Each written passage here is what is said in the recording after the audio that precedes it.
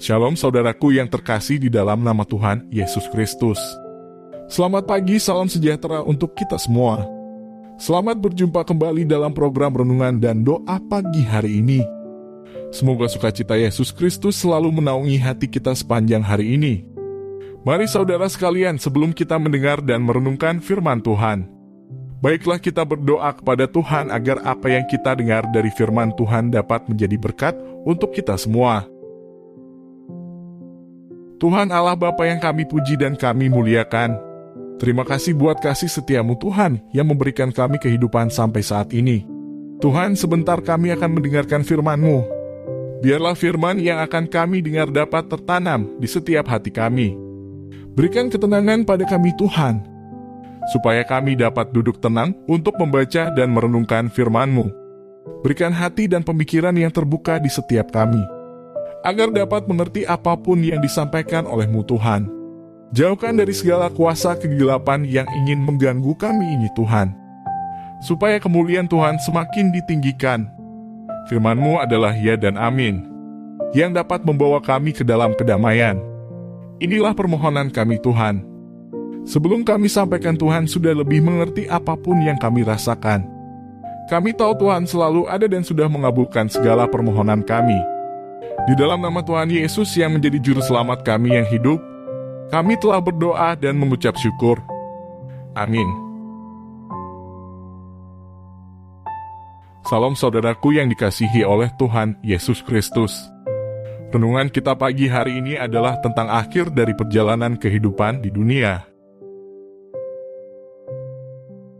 Saudaraku, sebagai orang percaya, kita harus mulai membiasakan diri untuk berpikir bahwa hari ini adalah hari terakhir kita hidup di dunia ini.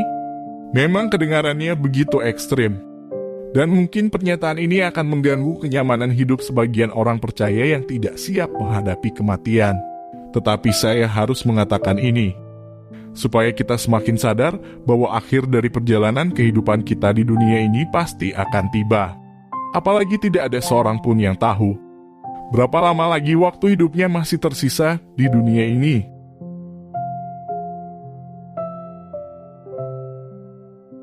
Dengan menyampaikan hal ini, maka paling tidak kita akan mulai memeriksa keberadaan hidup kita saat ini. Apakah kita sudah berkenan di hadapan Allah atau belum? Kalau saat ini kita harus pulang ke rumah Bapa, saya menyampaikan hal ini tidak memiliki tujuan lain selain untuk membuat kita semakin berjaga-jaga. Sebab dengan hidup berjaga-jaga, maka semua pencobaan akan bisa kita lewati, sehingga saat berjumpa dengan Tuhan di pengadilannya, kita tidak bercacat dan tidak bercela. Ingatlah firman Tuhan katakan, kita semua akan menghadap takhta pengadilan Kristus. Artinya tidak ada satu orang pun yang tidak menghadap takhta pengadilan Kristus. Hal itulah yang harus membuat kita serius memeriksa diri mulai saat ini. Seperti firman Tuhan katakan di dalam 2 Korintus 5 ayat 10. Sebab kita semua harus menghadap takhta pengadilan Kristus, supaya setiap orang memperoleh apa yang patut diterimanya, sesuai dengan yang dilakukannya dalam hidupnya ini, baik ataupun jahat. Jadi dengan menyadari bahwa hari ini adalah hari terakhir kita hidup di dunia ini, dan setelah berada di balik kematian, kita harus menghadap takhta pengadilan Kristus, maka kita akan memandang hari ini sebagai suatu hari yang sangat berharga untuk diperkarakan dalam setiap detik waktu hidup yang kita miliki saat ini. Dengan demikian, setiap detik waktu hidup yang kita miliki akan begitu berarti, di mana kita akan memeriksa apakah perbuatan kita, perkataan kita, pikiran kita, sikap hati kita, tindakan kita, ada yang salah di hadapan Tuhan atau tidak. Kalau kita terbiasa memeriksa diri dalam setiap detik waktu hidup yang kita miliki saat ini, maka kita akan semakin peka terhadap sekecil apapun kesalahan dan dosa yang kita perbuat. Dengan menyadari bahwa ini adalah hari terakhir hidup kita di dunia, maka kita harus memiliki sikap berjaga-jaga yang benar. Artinya kita akan melihat setiap gerak kehidupan yang kita jalani, semua hal yang kita lakukan, apakah itu melukai hati Tuhan atau tidak, berkenan di hadapan Tuhan atau tidak. Dengan menyadari bahwa ini adalah hari terakhir hidup kita di dunia, maka kita tidak akan membuka celah sekecil apapun terhadap kenikmatan dunia. Sebab kita akan semakin sadar bahwa persahabatan dengan dunia adalah permusuhan dengan Allah. Yakobus 4 ayat 4 berkata, "Hai kamu orang-orang yang tidak setia, tidakkah kamu tahu bahwa persahabatan dengan dunia adalah permusuhan dengan Allah? Jadi barang siapa hendak menjadi sahabat dunia ini, ia menjadikan dirinya musuh Allah." Kesadaran ini juga akan membuat kita memiliki gairah untuk mengakhiri hidup ini dengan mengiring Yesus. Dan pada akhirnya, kita tidak akan berharap apapun atau mengingini apapun lagi dari dunia ini. Di sini kita harus menyadari bahwa perjalanan hidup kita yang singkat ini adalah perjalanan untuk mengubah manusia batiniah kita, supaya menjadi seperti yang Allah kehendaki. Sebab kita tidak tahu masih berapa lama lagi kita hidup. Jadi kita harus berubah dari manusia dengan kodrat dosa, menjadi manusia dengan kodrat ilahi.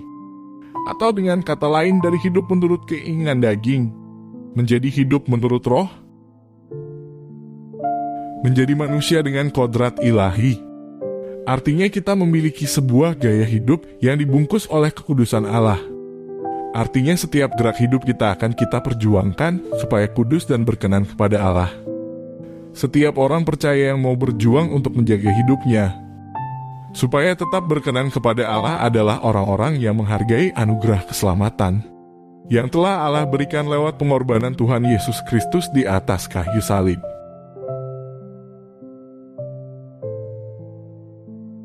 Kiranya renungan ini menyadarkan kita bahwa hidup di dunia ini begitu singkat. Dan oleh sebab itu, kita akan semakin serius mempersiapkan diri kita untuk pulang ke rumah Bapa di surga.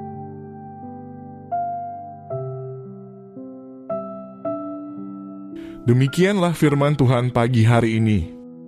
Semoga firman Tuhan hari ini bisa menjadi berkat untuk kita semua, supaya nama Tuhanlah yang dipuji dan dipermuliakan. Marilah saudaraku, sebelum kita memulai aktivitas kita pada hari ini, baiklah kita berdoa kepada Tuhan, memohon campur tangan Tuhan sepanjang hari ini, supaya apa yang kita kerjakan sepanjang hari ini bisa menjadi berkat bagi kita dan orang lain. Marilah saudaraku, sebelum kita memulai aktivitas kita pada hari ini, baiklah kita berdoa kepada Tuhan supaya lawatan Tuhan selalu menaungi apapun yang kita kerjakan sepanjang hari ini, dan bisa menjadi berkat untuk kita, bahkan orang di sekitar kita, supaya nama Tuhanlah yang dipuji dan dipermuliakan. Terima kasih Tuhan atas firman-Mu yang Engkau berikan pada kami. Kiranya apa yang Engkau firmankan bisa kami tanam di hati kami masing-masing, dan kuatkanlah kami untuk melakukan apa yang Kau firmankan, sesuai dengan kehendak-Mu. Biarlah perkataan-Mu menyegarkan jiwa kami, menghidupkan hati yang lemah dan lesu, dan membangkitkan harapan dan kasih. Tuhan Allah Bapa yang bertata di kerajaan sorga, segala puji dan syukur kami panjatkan ke hadirat-Mu Tuhan, atas segala cinta dan kasih-Mu yang masih kami rasakan di pagi hari yang indah ini, sehingga kami dapat melewati malam dan bangun dengan tubuh yang sehat dan penuh dengan sukacita. Itu semua karena berkat-Mu. Tuhan, Engkau tahu sebentar lagi kami akan memulai aktivitas kami dalam bekerja. Kiranya Tuhan selalu membimbing kami dalam segala pekerjaan yang akan kami lakukan. Jauhkanlah kami dari segala mara bahaya, dan jadikanlah pekerjaan yang kami lakukan ini menjadi berkat bagi kami dan juga orang lain.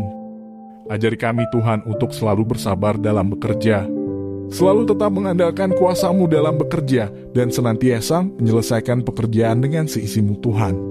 Bimbing kami untuk bekerja dengan semangat dan kasih, bekerja sama dengan orang lain, terutama bekerja sama dengan Tuhan. Ketika kami mengalami kesulitan dalam bekerja, jangan biarkan kami tersesat Tuhan, tetapi tuntunlah kami dengan kasih-Mu untuk mencari jalan keluar dari segala kesulitan yang kami jumpai selama bekerja. Tuhan, di atas semua permohonan ini, kami adalah manusia yang lemah dan penuh dosa. Kiranya terlebih dahulu berikan kami pengampunan Tuhan, agar kami layak disebut sebagai anak-Mu dan layak memohon dari-Mu Tuhan. Pada kesempatan kali ini, kami juga ingin memohon supaya Engkau menjaga bangsa dan negara kami ini. Bantulah bangsa ini agar dijauhkan dari segala macam bencana, malapetaka hingga perpecahan antar suku dan agama. Persatukan kami ya Tuhan, karena sejatinya kami merupakan suatu kesatuan yaitu bangsa Indonesia. Ajarlah kami untuk saling menghormati satu dengan yang lain, supaya kami bisa menjaga toleransi yang selama ini tetap terjaga. Kami juga mendoakan seluruh pemimpin bangsa ini, agar selalu diberikan hikmat dan kebijaksanaan dalam memimpin negara ini. Biarlah mereka mampu menjalankan pekerjaan sesuai dengan kehendak-Mu. Inilah doa kami ya Tuhan. Kiranya Engkau mengampuni segala dosa dan kesalahan kami. Mampukan kami untuk selalu bersyukur dan bersukacita atas berkat-Mu atas kami. Terima kasih Tuhan. Kami alaskan doa ini hanya dalam nama Tuhan Yesus kami berdoa.